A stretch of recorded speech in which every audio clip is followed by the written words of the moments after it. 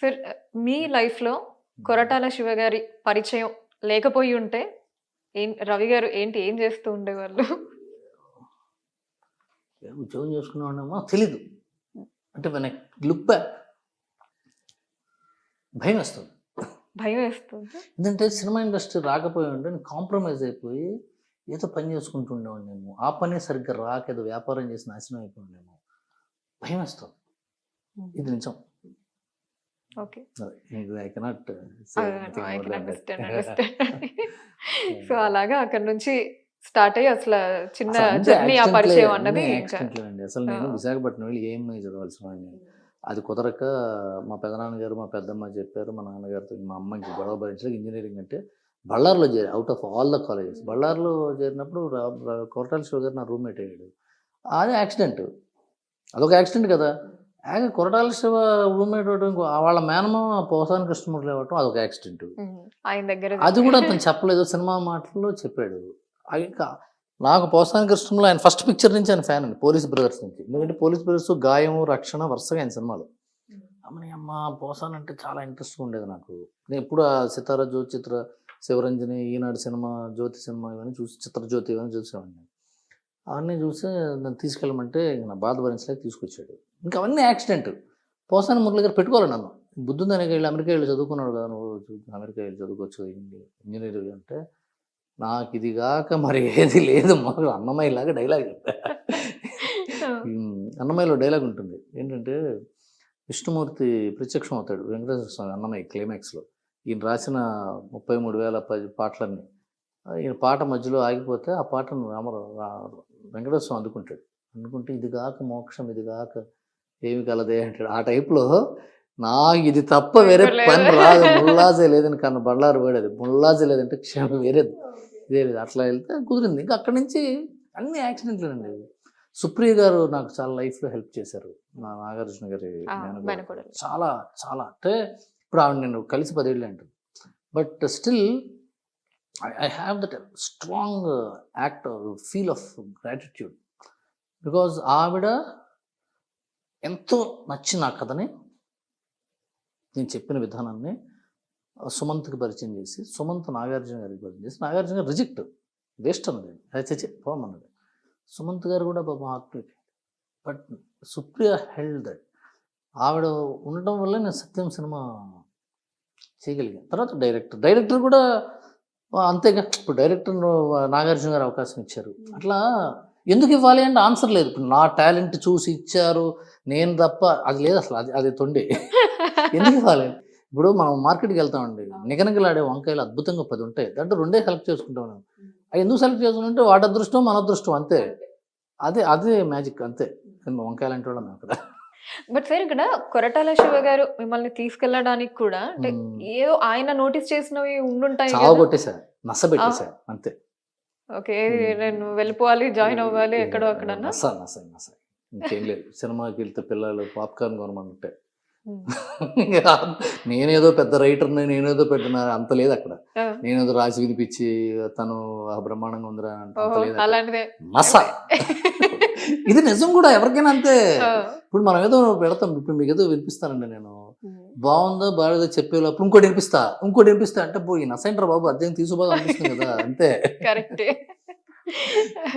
సరే అంటే మనకి ఇండస్ట్రీలో కొంతమంది ఏంటంటే మీలా చాలా తక్కువ మంది ఉంటారు, అంటే ఫ్రాంక్ గా ఉన్నట్టు మాట్లాడడం కానీ నిజాలు. బట్ ఇలాంటివి అప్పుడప్పుడు కొన్ని ప్రాబ్లమ్స్ తెచ్చి పెడతాయి కదా. ఏముండవండి, చెప్పాగా ఫ్లో, నాకు ఏ ప్రాబ్లం లేదని చెప్పే కదా. ఏం ప్రాబ్లం ఎవరికి ఉంటుంది? అవతల వాళ్ళకి ఉంటుంది, మనకేముంటుంది ప్రాబ్లం. ఇప్పుడు ఈ విషయంలో ఒక విషయం చెప్పాలి. నేను ఈ ప్రాబ్లం గురించి ఎగ్జాంపులే, మా చుట్టాల ఇంట్లో ఏదో మాట్లాడుకున్నప్పుడు అత్త అలిగిందనో, కోడలు అలిగిందనో, మరదలు అలిగిందనో, ఆడబడి జరిగిందనో అంటే నేను అది కేర్లెస్గా ఫీల్ అవుతుంటే, నీకు అలాంటివి ఉన్నావుగా అన్నారు. నీకు అలాంటివన్నీ ఉండవుగా అంది ఒక కజిన్, ఒక ఆవిడ. నేను తర్వాత ఆలోచించాను, అలాంటివన్నీ ఉండవుగా అంటే ఉండాలా అంటే, నేను అవతల వాళ్ళు ఫీల్ అయితే దాన్ని పెద్ద సీరియస్గా తీసుకోను అనేది వర్చ్యువా, అది శాపమా అంటే, అవతల వాళ్ళ మనసులో ఫీల్ అయిన దాన్ని నేను అన్నమాటకో, లేకపోతే వేరే వాళ్ళు అన్నమాట వేరే వాళ్ళు అన్నమాటకు నేను ఫీల్ అవ్వకపోవడము, నేను అన్నమాటకు వేరే వాళ్ళు ఫీల్ అయ్యారని నేను ఫీల్ అవ్వకపోవడము, ఇది వర్చువా అంటే ఇది ఒక బూన లేకపోతే తప్ప సిన్న అని ఆలోచించుకుంటే అర్థం ఏంటంటే నా నేచర్ అది. సో నేచర్ నన్ను ఏం చేయలేము. నాకు చెప్పే కుందేలు ఎలుకి అని. నేను పెద్దగా ఇది అయిపోయింది, రాత్గయి బాత్గయి, ఈరోజు ఇట్లా అయింది, రేపొద్దున మళ్ళీ ఇంకోటి అంతే. ఒకసారి కథ రాస్తామండి, ఇవన్నీ పక్కన పెట్టండి, కథ రాస్తాము, కథ రేపే ఓపెనింగ్ అండి బ్రహ్మాండంగా ఉందంటారు. ఆ రోజు రాత్రి ఫోన్ చేసి కథ వద్దనుకుంటున్నారండి, వేరే కథ తీసుకుందాం అనుకుంటున్నారంటే ఎవరిని పట్టుకుంటావు, చొక్కా పట్టుకుంటావు వెళ్ళేవాడినా, ఏం అనలేం కదా, అప్పుడు రావాలి కదా. అది ఎక్కువ టెన్షన్ బాధ. అనవసరం అనంత ఫీల్ అయింది, లేకపోతే సుధాకర్ అది అనుకున్నాడు, అది ఫీల్ ఎక్కువ, అది పిసుకోవటం ఉంటుంది దాన్ని, దట్ అమౌంట్స్ టు పిసుకోవటం అంత లేదు అక్కడ. నేను ఐ డోంట్ వాల్యూ పిసుకోవటం అండ్ ఐ డోంట్ డూ పిసుకోవటం. Okay, fine sir. రైటర్గా ఉండి డైరెక్టర్గా మారిన వాళ్ళలో సక్సెస్ రేట్స్ కూడా మనకి చాలా ఎక్కువ. మనం చూసాం కూడా లైవ్ ఎగ్జాంపుల్స్ కూడా. ఇప్పుడు మనకి చాలా మంది డైరెక్టర్స్ ఉన్నారు, రైటర్స్గా ఉండి డైరెక్టర్స్గా మారి హిట్స్ మీద హిట్స్ డెలివర్ చేస్తున్న వాళ్ళు. బట్ మీ విషయంలో ఎందుకు ఇలా జరగలేదు అంటారు?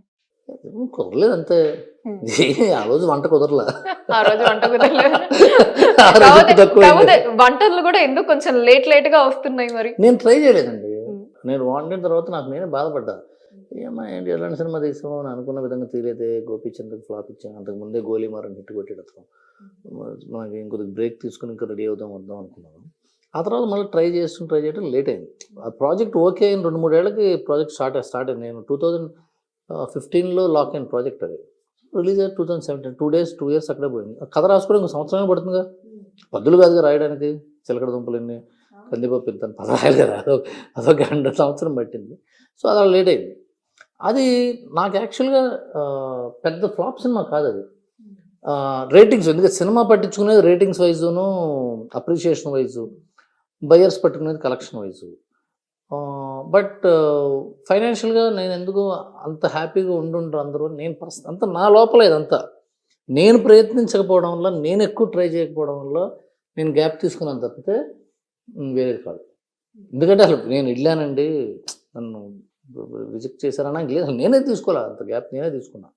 నేను చెప్పే కదా మీకు, I'm very comfortable writing things and I will direct once I feel that it's a fantastic film that I can direct. ఇంక ఈసారి గట్టి కొట్టాలి కుంభస్థలం అనుకున్నప్పుడు కొడతాం, మళ్ళీ సగం పెట్టి అన్నట్టు ఉండకూడదు కదా. ఓకే, బట్ సరే మీరు ఎంత అంటే ఇందాక కూడా మనం మాట్లాడుకున్నాం దాని గురించి. నేను పెద్ద పిసికేసుకునే రకం కాదు, లైట్ గా తీసుకుంటాను, ఏదన్నా రాద్గయి బాద్గయి అన్న టైప్ అని. బట్ అయినా సరే ఇండస్ట్రీలో మనకి ఎన్ని ఇయర్స్ ఎక్స్పీరియన్స్ ఉన్నా, రైటర్ గా ఎన్ని హిట్స్ ఇచ్చినా, డైరెక్షన్ ఫస్ట్ మూవీ బా ఆడలేదే అన్న ఇది ఉంటుంది, బాగా ఉంటుంది కదా లోపల. లేదు, ఎందుకు లేదంటే నేను ఆల్రెడీ నాకు తెలుసు ఆడదని, మీకు ముందే అర్థమైపోయింది. అసలు నాకు ముందే అర్థమైపోయింది. ఎందుకంటే నేను అనుకున్నట్టు, నాకున్న బిలీఫ్ ఏంటి, ఎవరికి ఏ మనిషికైనా నేను అని కాదు ఇక్కడ, ఏ మనిషికైనా నేను అనుకున్నట్టు జరగకపోతే అది సరిగ్గా ఉండదు అని ప్రతి వాళ్ళు అనుకుంటారు. మీరు ఫ్యామిలీ అందరూ కలిసి ఊరు వెళ్దాం అనుకుంటారు, బలానా ట్రైన్ ఎక్కుదాం అంటే కాదు బలానా ట్రైన్ అంటారు, లేదా బలానా చోట కొనుక్కుందాం అంటే బలానా హోటల్ అంటారు. చెప్పారుగా హోటల్, మేము అనుకున్న హోటల్ ఇంత బాగుంటుంది అని తిప్పుతారు ఎవరో మీ ఇంట్లో వాళ్ళు, అవునా కదా. అలాగే నేను సినిమా చేస్తున్నప్పుడు కూడా నేను అనుకున్నట్టు జరగకపోవడం, లేకపోతే నేను అనుకున్నట్టు కుదరకపోవడము జరుగుతున్నప్పుడు నేను కొంతవరకు అసంతృప్తి నాలో నేను ఫీల్ అయ్యాను. బట్ కరెక్ట్ చేయడానికి ఏం ట్రై చేయలేదు. అప్పుడు కాలమాన భక్తికి బాధ అంటారు ఇంకోటి తెలుసు కదా, అప్పుడు పరిస్థితి. ఆ తర్వాత భ్రమరంభలో షో వేశారు రాత్రి 12 తర్వాత, స్ప్రింట్ చెకింగ్, నాకు నచ్చలేదు సినిమా. బట్ కెమెరామెన్ వాళ్ళందరూ బాగానే ఉంటుందండి, పర్వాలేదు, కమర్షియల్గా ఉంటుంది అన్నారు. కానీ నేను అనుకున్న సినిమా అది కానప్పుడు అది బాగున్నా నాకు నచ్చదు కదా, సో అందుకు నచ్చలేదు అది. ఆ తర్వాత రిజల్ట్ కూడా అలాగే రావడం వల్ల డిసప్పాయింట్ అయ్యాను. ఓకే, నేను అంత డిసప్పాయింట్ అలా లేదు. ఓ అనుకో.